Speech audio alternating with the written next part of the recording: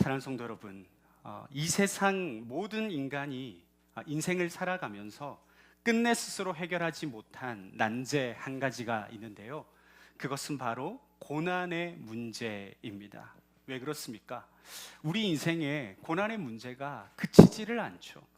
기쁨이 있는가 하면 곧 슬픔이 찾아오고, 또 회복이 있는가 하면 또다시 상처가 시작되기 때문입니다. 그리고 결국 모든 인간은 고난의 최고 정점이라 할 수 있는 죽음으로 인생을 마무리하기 때문입니다. 그래서 고대부터 오늘날에 이르기까지 수많은 철학자들과 사상가들은 이 고난의 문제를 깊이 성찰하며 그 해답을 찾고자 끊임없이 노력해 왔는데요. 그러나 여러분, 그 연구의 결론은 무엇이었을까요? 고난을 완전히 제거할 수 있는 그 해답을 찾은 사람은 그 누구도 없었다는 것입니다.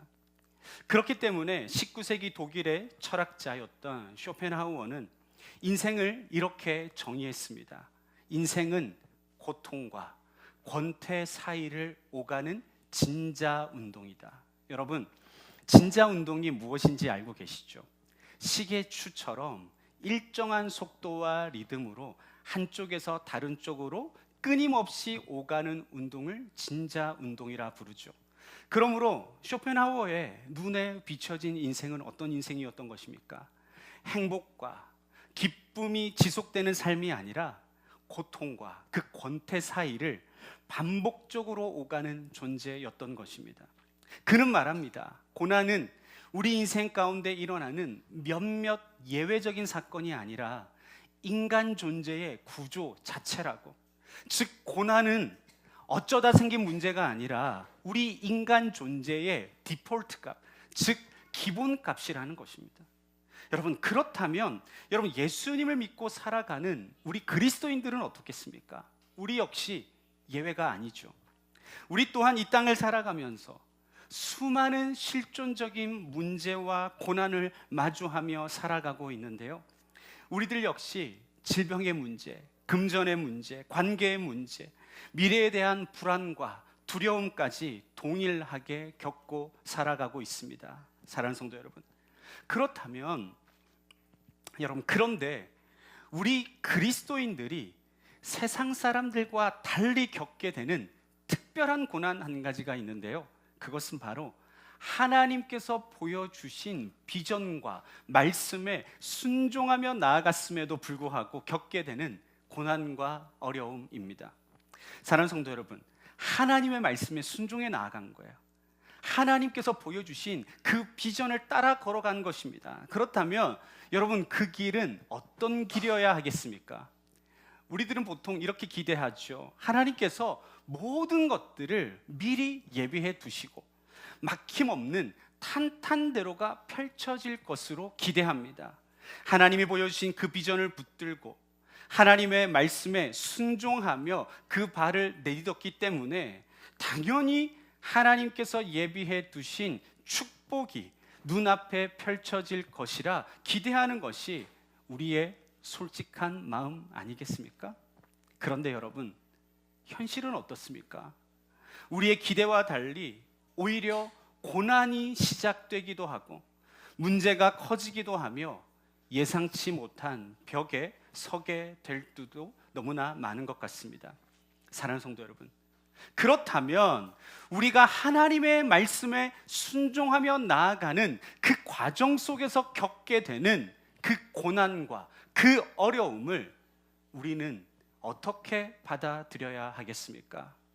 하나님께서 우리를 버리셨다는 신호일까요? 아니면 다른 뜻이 있는 것일까요? 저는 오늘 이 질문과 관련하여 여러분들과 함께 말씀을 나누도록 하겠습니다. 여러분, 하나님께서 보여주신 그 비전과 말씀을 붙잡고 순종의 길을 걸어간 가장 대표적인 한 인물을 꼽으라면 우리는 단연 아브라함을 꼽을 수 있을 것 같습니다. 여러분들 잘 아시다시피 창세기 12장에서 아브라함은 하나님으로부터 놀라운 약속을 받았었죠. 그는 하나님의 약속의 말씀을 붙잡고 본토 친척 아비집을 떠나 하나님께서 지시하는 땅을 향해 나아갔었고, 그는 마침내 그 땅에 도착했습니다. 그리고 그는 제일 먼저 그곳에 도착해서 제단을 쌓았고 여호와 하나님의 이름을 불렀는데요, 그 내용이 창세기 12장 8절 말씀에 기록되어 있습니다. 그런데 여러분, 불과 2절 뒤에 10절에서 어떤 일이 벌어졌을까요? 우리 함께 창세기 12장 10절 말씀을 함께 읽도록 하겠습니다. 다 함께 시작. 그 땅에 기근이 들었으므로 아브라함이 애굽에 거류하라고 그리로 내려갔으니 이는 그 땅에 기근이 심하였음이라. 아멘. 여러분, 이 말씀에서 언급하고 있는 그 땅은 어떤 땅입니까? 하나님이 친히 약속하신 땅입니다. 하나님께서 인도하셔서 도착하게 하신 땅이에요. 하나님께서 복을 약속하신 땅입니다. 그런데 여러분, 지금 그 땅에 어떤 일이 벌어졌습니까? 기근이 들었죠. 먹을 것이 끊어졌고 삶의 기반이 흔들렸으며 미래가 불안해졌습니다.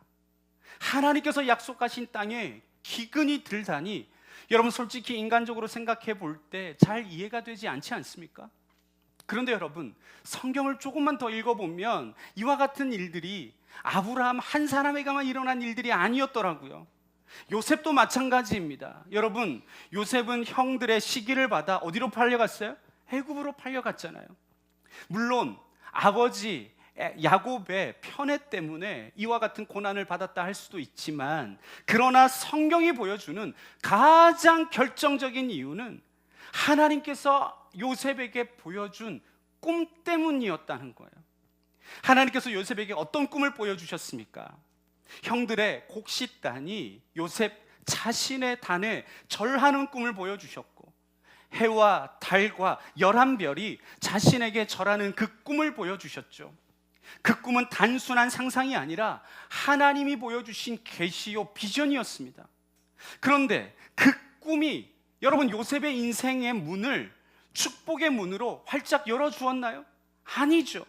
오히려 그 꿈은 형들의 마음속에 시기와 분노를 일으켰습니다. 요셉이 도단에서 양떼를 치고 있던 형들에게 가까이 다가왔을 때 형들이 요셉을 가리켜 무엇이라고 말했습니까? 창세기 37장 19절 말씀에 의하면 형들이 이렇게 말하죠. 뭐라고 이야기하고 있어요? 꿈꾸는 자가 오는도다.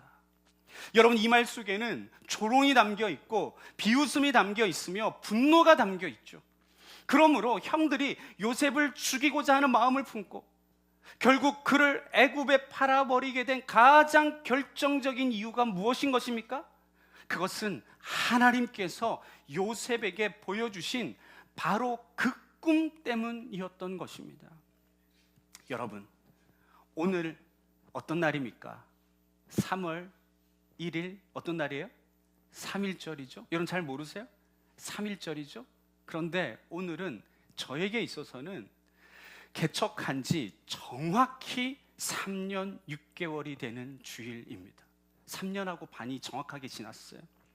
저는 이 개척을 하고 나서 3년 6개월이라고 하는 이 길다면 길 수 있는 이 시간 동안 늘 오버랩하면서 생각했던 성경의 한 인물이 있는데, 그 인물이 앞서 여러분들께 말씀드렸던 요셉이라는 인물입니다. 앞서 여러분, 요셉은 하나님께서 보여주신 그 꿈 때문에 고난을 당하지 않았습니까? 그런데 이는 저와 저희 가정도 마찬가지였어요.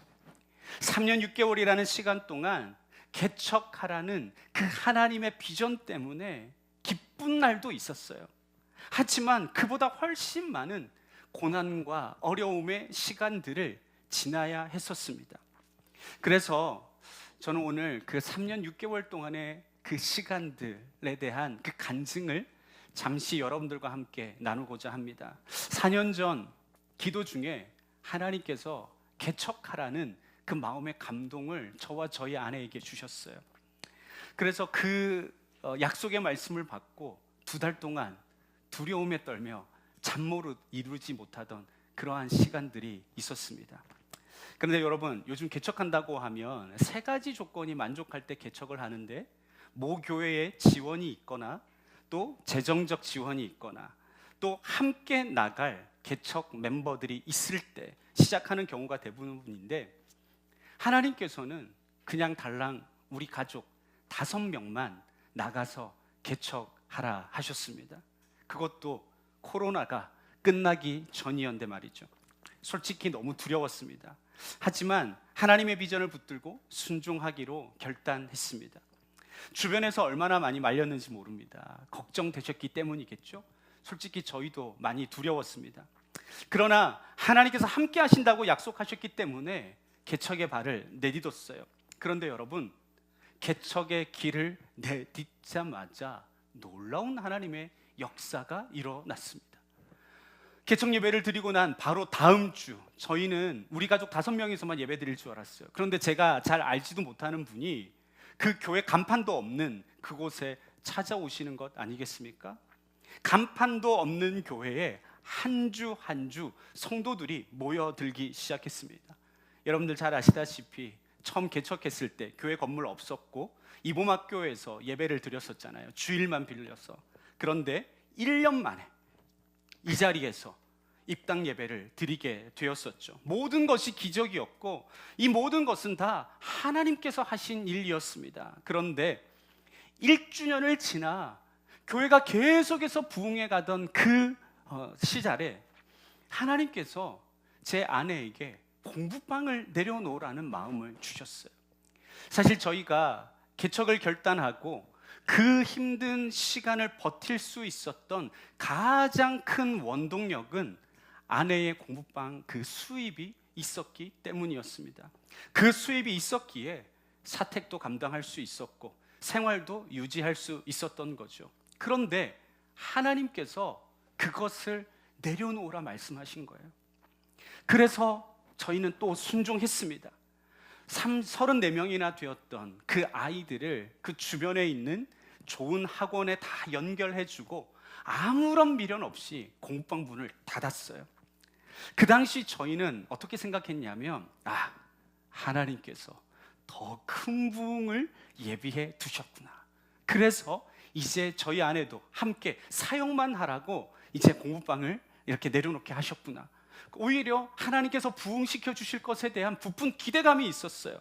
그런데 여러분, 그것이 저희의 고난의 시작이 될 것이라고는 추호도 생각해 보지 못했었습니다. 그 이후 저희 가정에 재정적 어려움이 본격적으로 시작되게 되었는데요.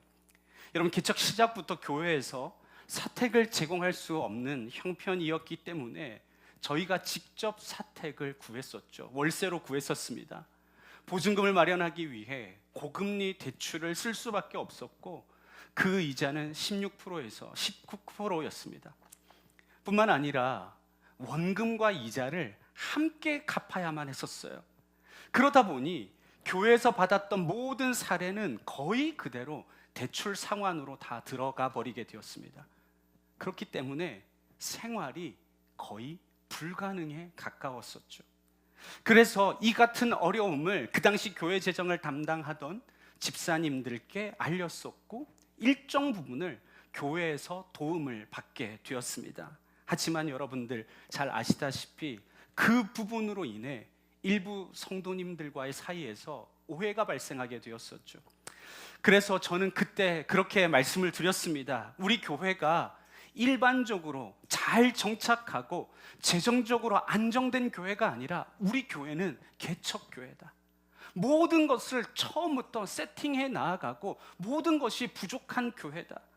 이 모든 원인이 교회에서 사택을 지원해 주지 못해서 발생한 일이라는 것을, 그래서 그 당시 어떻게 대출이 나아갔는지 모든 대출 서류를 다 준비해 가면서 자세히 모든 성도님들께 다 설명을 드렸어요.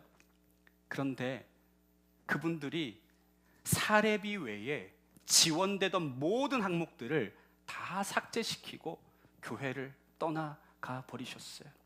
그러다 보니 생활비가 없어서 살기가 더 힘들어지고 몇 달 사이에 원금 이자가 빚이 눈덩이처럼 불어났었습니다. 그런데 여러분, 이것이 끝이 아니었어요. 엎친 데 덮친 격으로 이전 공부방 폐업으로 인한 세무조사 관련해서 세무소에서 연락이 왔어요. 이렇게 폐업을 하니까 조사가 들어간 거죠. 소득 신고를 안 해서 가산세까지 내야 한다는 연락을 받은 겁니다. 이 모르는 게 죄라고, 여러분, 처음 저희 아내가 공부방을 운영했을 때 소득세 신고를 하러 갔더니 그 세무서 직원이 소득세 신고 안 해도 된다는 거예요. 그래서 원래 공부방이라고 하는 곳은 부가세 면세 사업자입니다. 그래서 소득세 신고하지 않아도 되나 보다라고 저희들이 착각을 했던 거예요.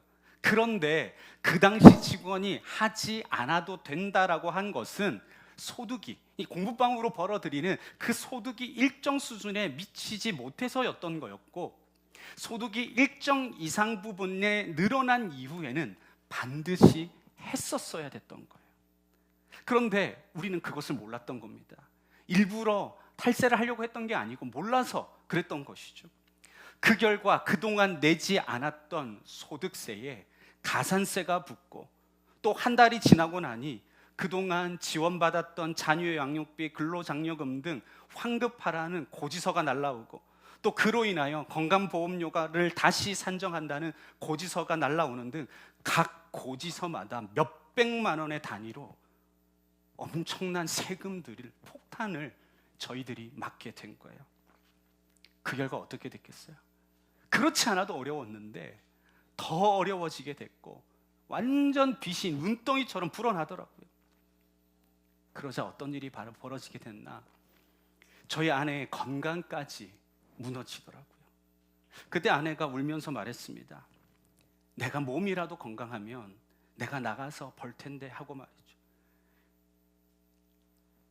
그 말을 듣는데 가장으로서, 남편으로서 아무것도 할 수 없는 제 마음이 너무 힘들더라고요. 결국 감당할 수 없는 그 빚 앞에서 아내의 카드는 모두 끊기고, 파산 직전에 저희가 우연히 개인회생이라는 것을 알게 되었고, 아내는 개인회생을 신청하게 되었습니다.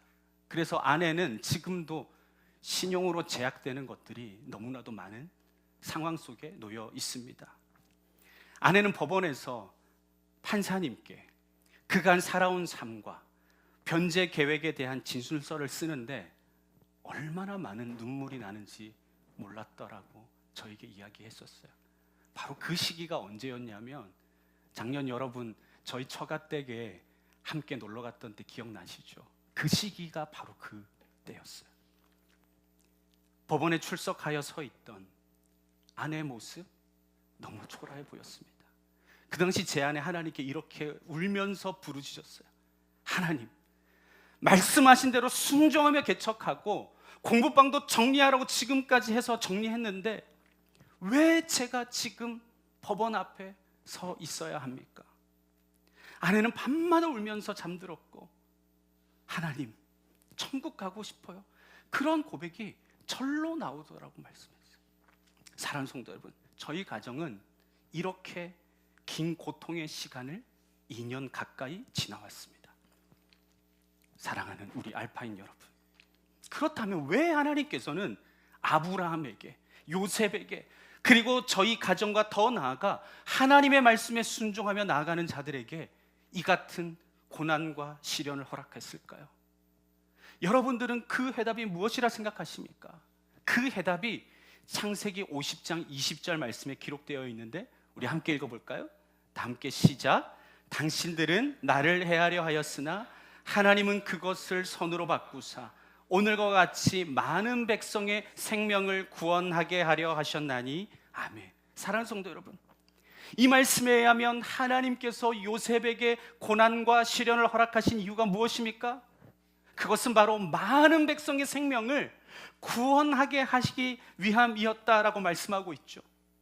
죽어가는 생명을 살리는 것이 하나님의 목적이었어요. 사랑하는 성도 여러분, 이것이 바로 하나님의 말씀에 순종하며 나아가는 자들을 향한 하나님의 선하신 계획인 것입니다. 하나님은 지금도 죽어가는 죽어가는 생명들을 살리기 원하고 계세요. 그리고 그 일 가운데 오늘 이곳에 모인 우리 모두를 사용하기 원하고 계십니다. 여러분, 근데 문제가 뭐예요? 우리가 아직 하나님께서 쓰시기에 합당하게 준비가 되어 있지 않다는 것입니다. 하나님께서는 순종하는 자들을 그냥 쓰시지 않더라고요. 고난을 통과하게 하십니다. 시련을 극복하게 하십니다. 왜입니까? 쓰시기에 합당한 사람으로 다듬으시기 위함이기 때문인 거예요. 아브라함을 기다림 속에서 다듬으셨듯이, 요셉을 감옥에서 다듬으셨듯이, 하나님은 순종하는 자들을 고난을 통해 준비시키십니다. 그러므로 하나님의 말씀에 순종함으로 나아갈 때 받는 그 고난은 버림의 증거가 아니라 준비하심의 증거인 것이죠. 사랑하는 성도 여러분, 그런데 이 길은요, 우리만 걸어간 길이 아닙니다. 우리보다 먼저 예수님께서 이 길을 걸어가셨어요. 여러분, 사순절이 되면 우리는 보통 십자가에 못 박히신 예수님의 고난을 먼저 떠올립니다. 물론 십자가는 고난의 절정이라 할 수 있죠. 하지만 여러분, 예수님의 고난은 십자가에서 시작된 것이 아닙니다. 하늘 보좌를 버리고 이 땅에 오신 그 성육신 자체가 이미 고난이었다는 거예요. 예수 그리스도께서 영광의 보좌를 떠나 피조물의 옷을 입고 이 땅에 오심 자체가 예수님의 입장에서는 고난이요, 고통이었다는 것입니다.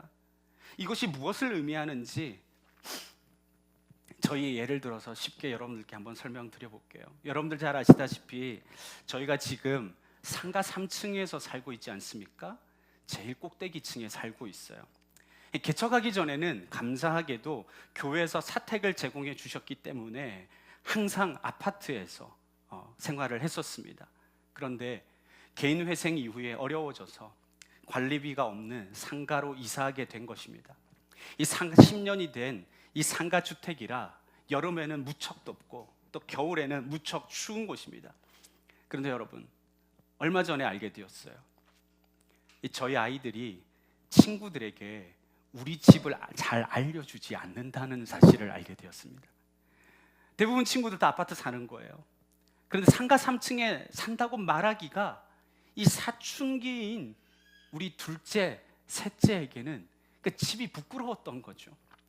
근데 여러분, 이것은 저도 마찬가지였어요. 개인회생 이후에 아파트에서 상가로 이사할 수밖에 없는 상황이 만들어졌을 때 제 입 밖으로 나왔던 짧은 고백, 하나님, 이건 아니잖아요. 하나님, 진짜 이건 아니잖아요. 이런 고백이 여러분, 저도 모르게 절로 나오더라고요. 여러분, 아파트에서 사는 것이 불편한 상가로 내려오는 것도 여러분, 우리의 자존심에 쉽지 않죠. 마음이 어려워져요. 그런데 여러분, 예수님은요, 상가에서 아파트 수준이 아니에요. 저 영광스러운 저 천국에서 죄 많은 이 땅으로 내려오셨습니다. 창조주 하나님이 피조물의 옷을 입으신 거예요. 여러분, 무엇이나 다 하실 수 있는 이 전능하신 분이 제한된 인간의 몸을 입고 이 땅에 오신 거예요.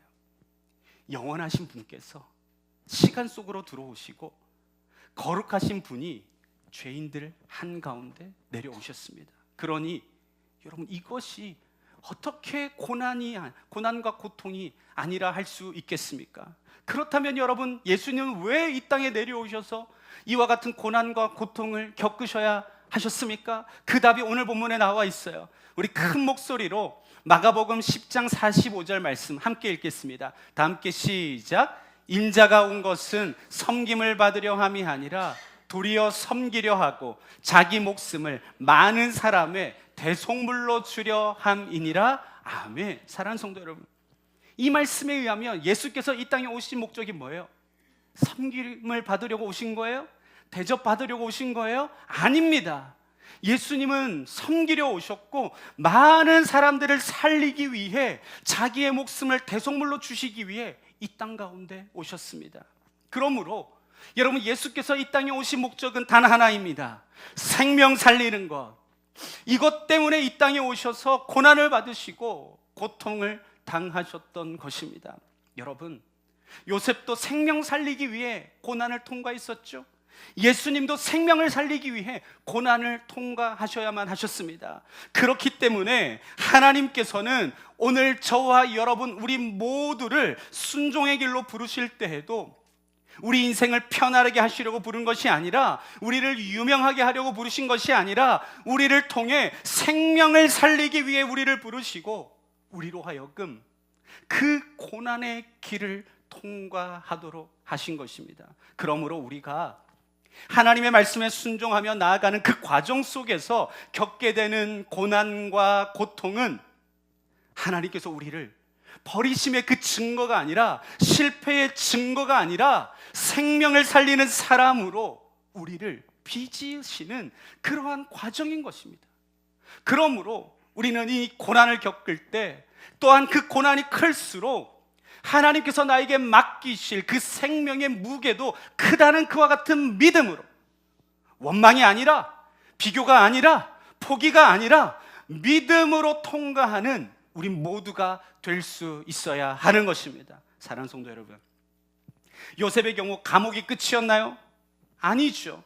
예수님도 십자가가 끝이 아니었습니다. 부활이 있었습니다. 그러므로 우리가 순종하며 나아갈 때 겪는 이 고난도 끝은 언제나 생명을 살리는 자리로 이어질 줄로 믿습니다. 그렇기 때문에 오늘 이 자리에 모인 우리 모두는 이 믿음으로 이 고난 가운데 승리하는 자가 될 수 있어야 되는 것입니다.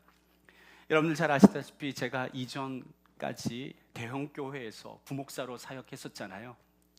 많은 성도님들로부터 대접받고 존중받고 안정된 환경 속에서 사역을 했었습니다. 그랬던 제가 개척 이후에 공장에서도 일해보고, 또 요양보호사로도 일해보고, 또 식당에서 서빙하는 일도 해보면서 여러분, 제가 정말 인생 공부를 톡톡하게 했습니다. 일 못한다고 정말 혼도 많이 나보고 자존심 상하는 일들도 수도 없이 겪었었습니다. 그때마다 제 마음속에 이런 질문이 올라왔었죠. 하나님 왜입니까? 제가 왜 목회자로 부르신 저를 왜 이곳에 두셨습니까?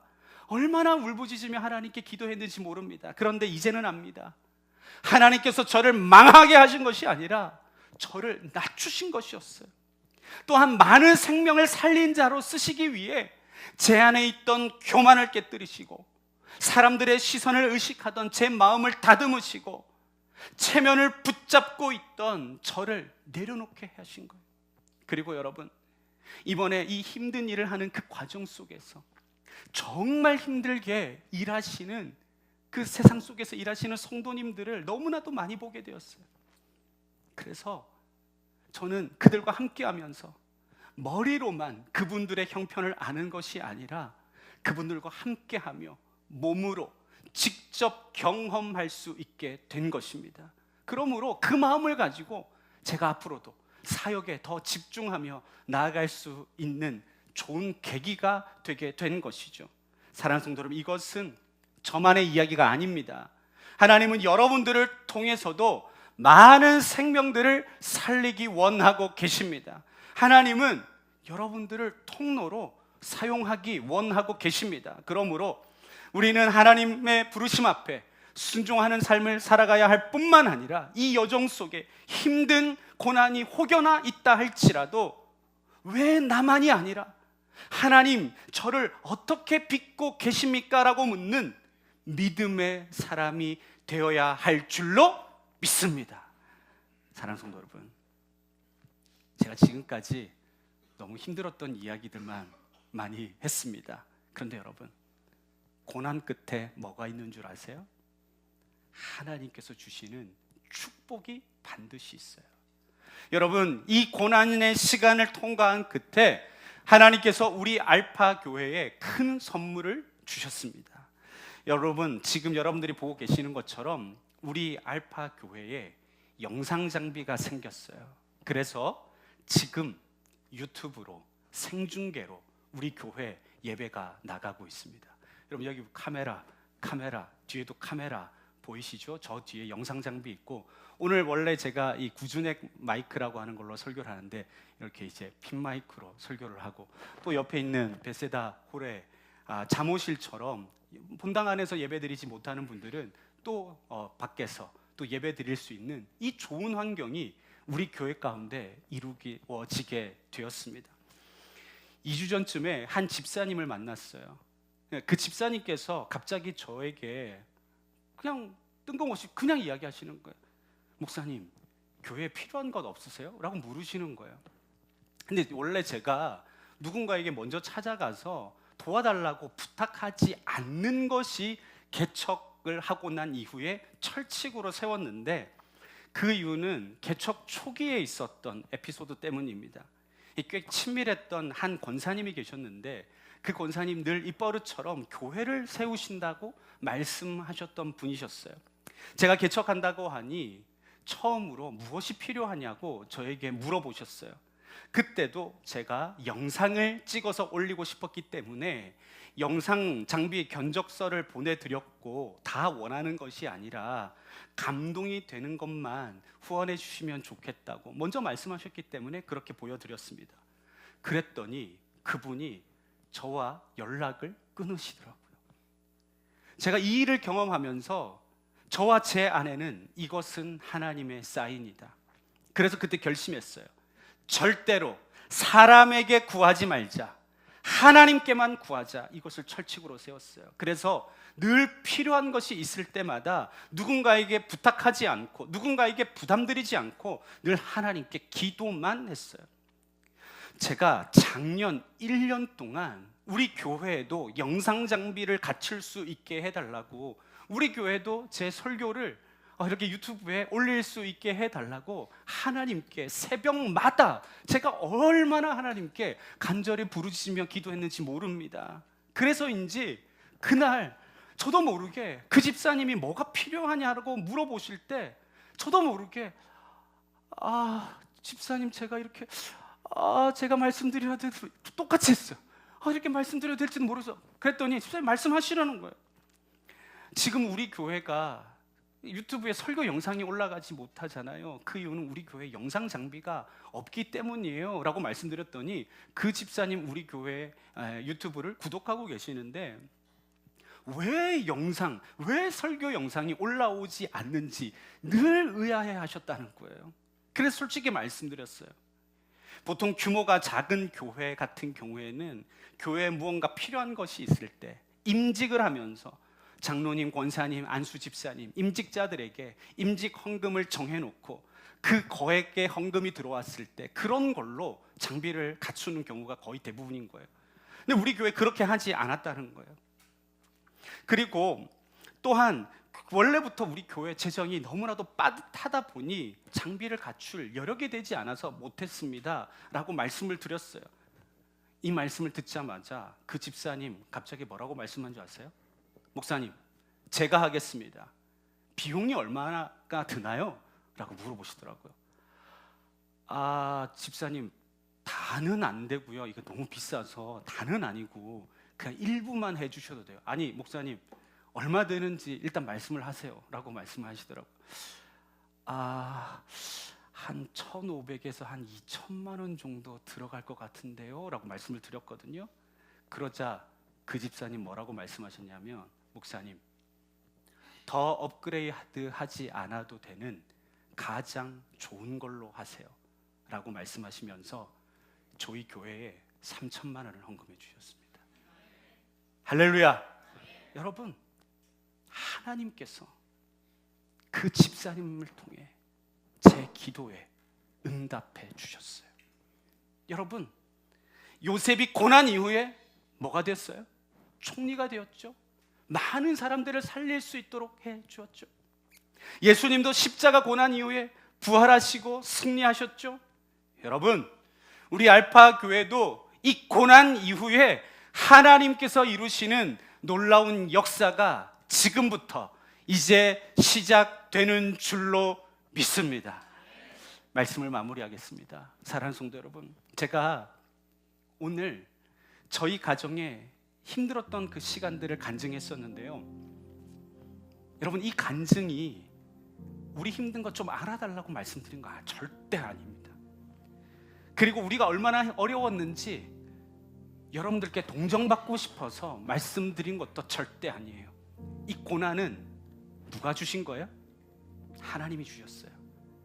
하나님의 축복이에요. 저는 이 고난을 축복으로 받았습니다. 그리고 제가 이 고난을 여러분들께 말씀드린 이유는 저와 저희 가정을 이 고난을 통해 하나님께서 어떻게 일하고 계시는지, 그리고 우리 알파 교회를 통해 앞으로 하나님께서 어떻게 일하기 원하시는지를 여러분들과 함께 나누기 위해 말씀드린 거예요.